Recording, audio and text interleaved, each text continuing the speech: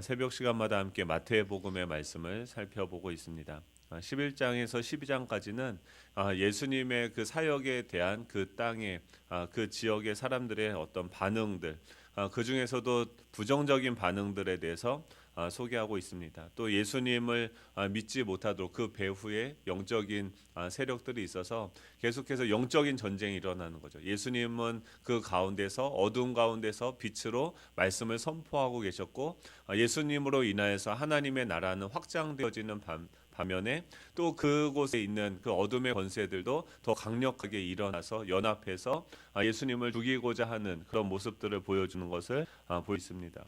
예수님의 사역이 커질수록 사단의 방해도 또 반대도 점점 크게 뭉치고 일어나는 것을 볼 수 있습니다. 그 가운데서 예수님께서 이 마태복음 13장에 가면은 이게 천국장이라고 이야기하는데, 이제 예수님께서 바닷가로 가셔서 자신 앞에 나온 그 수많은 그 무리들 사이에서 설교를 하고 계십니다. 사람들이 많이 몰려 있는 거예요. 이것을요, 이 복음서는 읽으실 때 상상을 하셔야 돼요. 그 당시에 지금 이 마태가 문자로 이것을 기록했는데, 그런 상황들을 머릿속으로 상상하시면서 지금 예수님이 어떻게 해요? 사람들이 마구 몰려오니까 배를 타고서 바다에 약간 떨어져서 그들에게 설교를 하시는 거죠. 그러면서 무슨 얘기를 하냐면은 그 밭에 씨 똑같은 그 씨가 씨 뿌리는 자의 비유를 이야기하는 거예요. 천국은 마치 이와 같다라는 거예요. 근데 뭐가 이와 같습니까? 지금 예수님이 바다에 약간 떨어져서 배를 타고 이 설교를 하고 있는 그 앞에 수많은 무리들이 그곳에 앉아 있는 거죠. 그리고 예수님의 말씀을 듣고 있는 거죠. 그러면서 예수님이 비유로 말씀하시는데, 씨 뿌리는 자의 비유를 이야기하는 거예요. 지금 씨 뿌리는 자는 누구입니까? 예수님이죠. 예수님이 그들 가운데 이 천국 복음을 선포하고 계시고, 지금 이 수많은 분들이 있는데 이 중에 여러 가지 밭이 있는 거예요. 길가가 있고 돌밭이 있고 가시떨기가 있는 거죠. 그리고 그 중에 일부는 좋은 땅이 있는데, 좋은 밭이 있는데 그 밭들이 30배, 60배, 100배의 열매를 맺게 되어질 것이다라고 이야기를 합니다. 천국은 이와 같다라고 해요.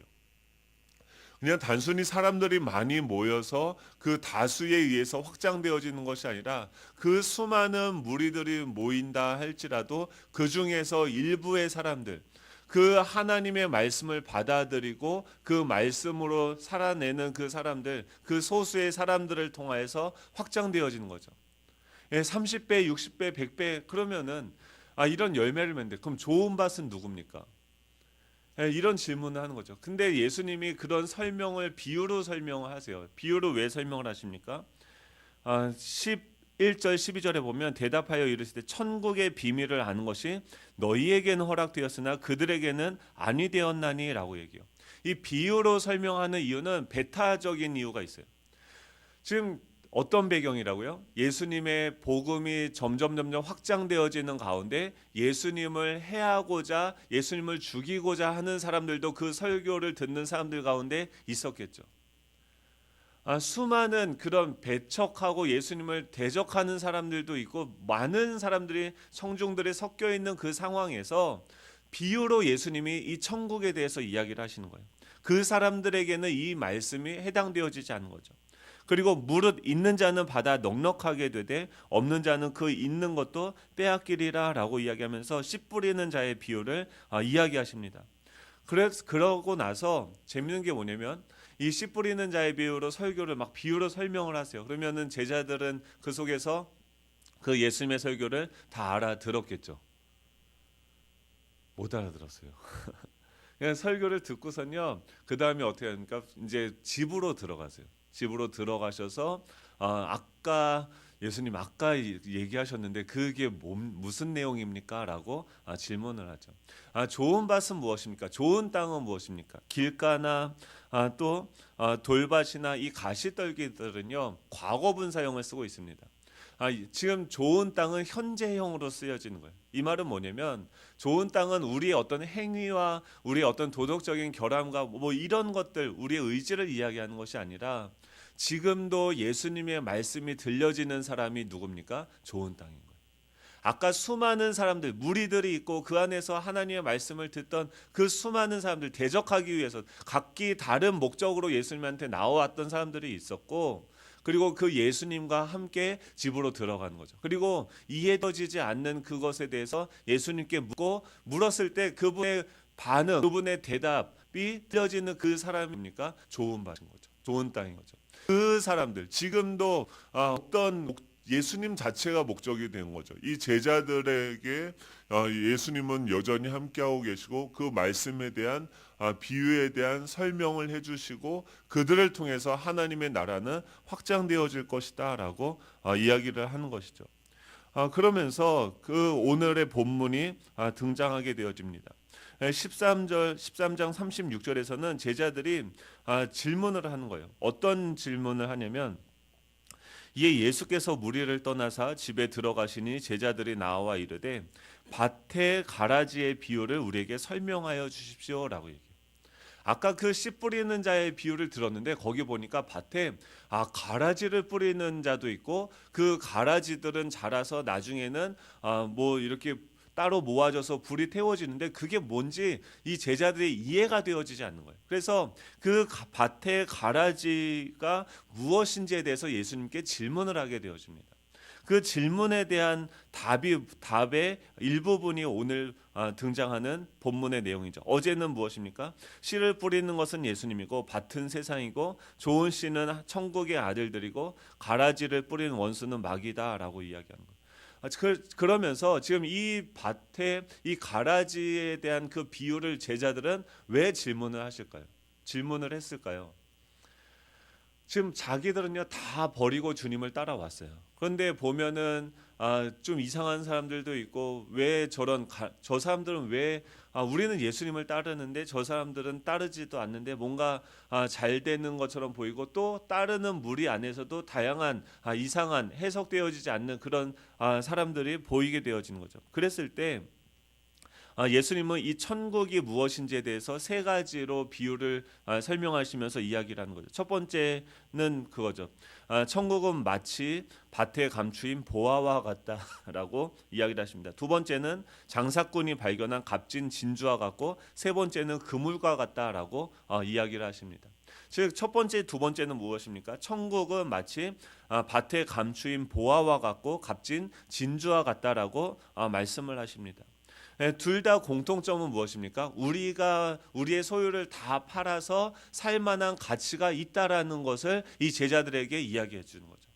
그 말은 뭐예요? 지금 모든 것을 다 팔고 버리고 예수님을 따르고 있는 너희들의 길이, 너희들의 선택이 옳다라는 것을 예수님은 이야기하기 위해서 지금 이 천국은 밭에 감추인 보화를 사는 그 사람들과 같고 장사꾼이 그 값진 진주를 발견해서 모든 것을 다 팔아 사는 것과 마찬가지다. 천국을 발견한 사람은 마치 너희들과 같이 지금 다 팔고선 그래서 남은 게 무엇입니까? 진주를 발견한 사람이 그 장사꾼이잖아요. 장사꾼이 이 진주를 사기 위해서 다 팔아가지고 결국 얻은 게 뭐예요? 진주 하나인 거죠.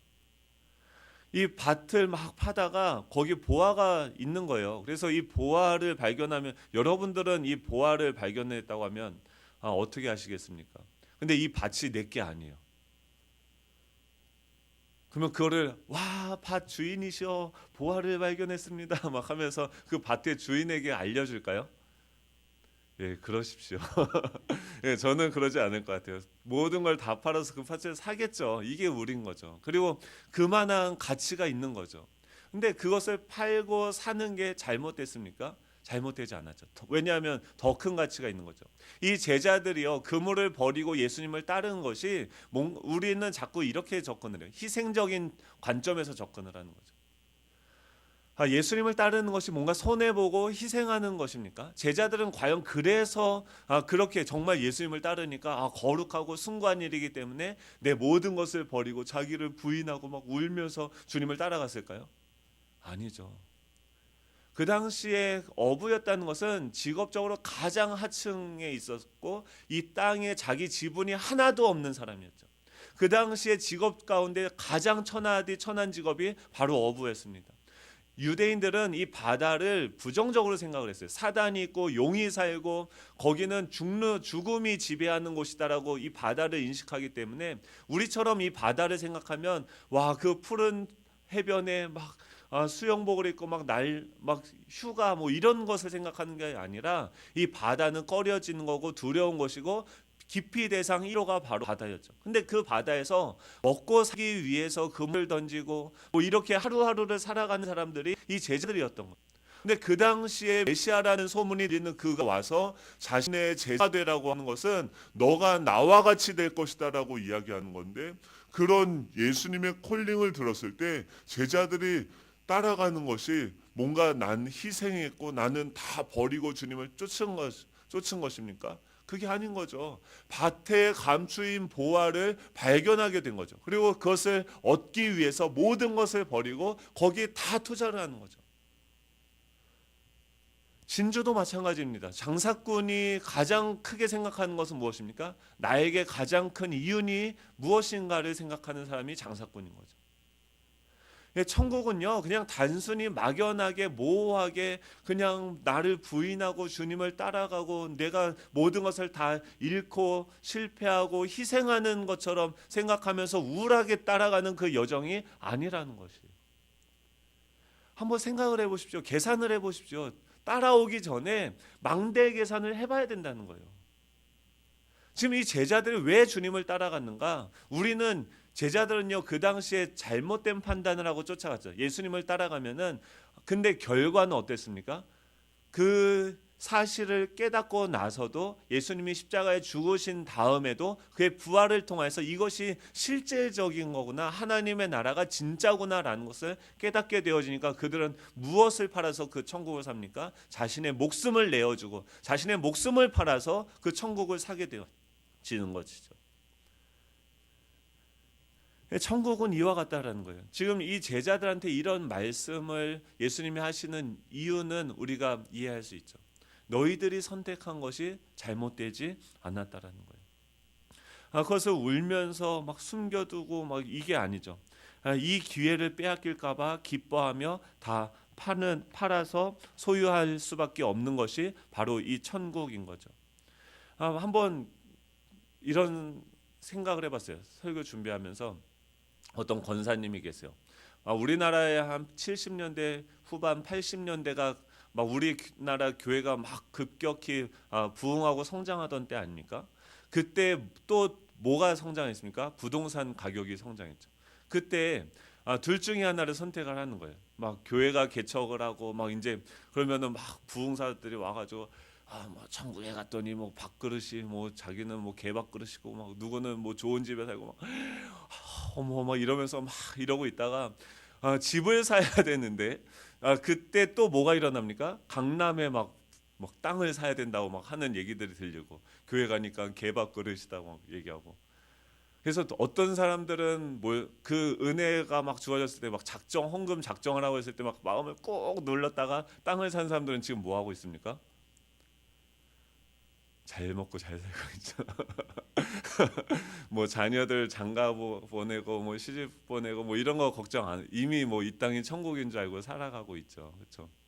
근데 그때 만약에 이 모든 걸 다 팔고선 막 집 문서까지 막 내가 이제 전세에서 집을 살려고 하는 그 시점에 그 전세금을 빼서 그 교회 건축 헌금을 했는데 어머나 글쎄 막 지나서 보니까 교회 건물이 성전이 아니다라는 막 이런 설교를 예전에도 목사님한테 들어서 그때는 이 건물이 성전이라고 그래가지고 막 샀는데 지금 와서 보니까 그것도 거짓말이고 막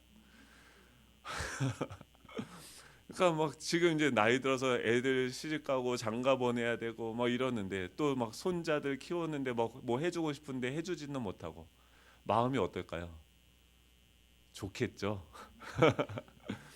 이게 지금 한국 교회 상황들 아닙니까? 근데 그랬을 때 저는 다시 질문하고 싶은 거예요. 만약에 그때 뭐 맞아요. 뭐 그땐 신학적으로 한국 교회가 미숙하고 뭐 이렇기 때문에 잘못해서 또 욕심도 있었겠죠. 그래서 막 교회 성장하기 위해서 막 거의 하지만 그때 집을 다 팔고 해서 그 교회 건물 하는데 뭐 다 모든 걸 다 쏟아버렸단 말이에요. 선교하는데 다 쏟아버리고 교회 일 하는데 보세요. 말씀대로 살아가는데 직장 가가지고 막 라인이 있지 않습니까? 근데 여기서 어떤 하나를 취하면은 결국 다른 사람들 짓밟고 올라서야 되는데 이것도 서지 못하고 저쪽 라인에도 서지 못하다 보면 어떻게 해요?